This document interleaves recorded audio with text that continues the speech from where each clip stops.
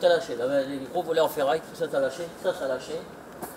Et puis à l'intérieur, eh ben, tout matériel électrique, il n'y a plus rien. Ils n'ont rien pu faire, tous les restaurants ont été touchés sur la plage de la Baule. Un fort coefficient de marée et un fort vent de sud, les deux éléments conjugués ont provoqué des effets dévastateurs ce samedi matin vers 6 heures. On a eu une déferlante qui était énorme. On n'a jamais vu ça. Ouais, franchement, on n'a jamais vu ça. C'était des vagues qui arrivaient pratiquement entre 4 et 5 mètres. Hein. J'ai un de mon neveu qui était ici, là. Il l'a pris par-dessus la tête. Il était trempé. Il s'est passé par-dessus la véranda. Ah, il faisait plus de 2,50 m. Incroyable. Rien ne peut tenir. On ne peut pas tenir la mer, c'est impossible. Après la tempête du 1er janvier, c'est un nouveau coup dur pour ces professionnels de la restauration. Les services de la mairie sont à pied d'œuvre pour tenter de protéger l'établissement avec de grandes dunes de sable. Mais la mer est plus forte. L'un des plus touchés, c'est ce restaurant, le Seasons. Devant l'ampleur des dégâts, le gérant parle de catastrophe naturelle.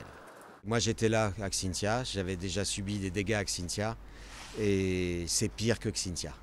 Il y a 80 cm de sable qui manquent sur la plage. C'est pas des éléments naturels normaux. Pour cette marée-là, j'avais les dunes que j'ai refait 2 fois par jour. Ça m'est jamais arrivé sur des tempêtes. C'était qu'une fois par jour. J'avais les bardages, des dunes plus épaisses que d'habitude. C'était liquéfié en un quart d'heure de temps. C'était des vagues et des vagues et des vagues. 11 secondes entre chaque vague, j'ai compté.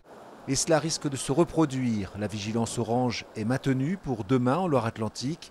Dans la nuit de dimanche à lundi, on attend les mêmes conditions climatiques et les restaurateurs espèrent qu'elles ne produiront pas les mêmes effets une nouvelle fois.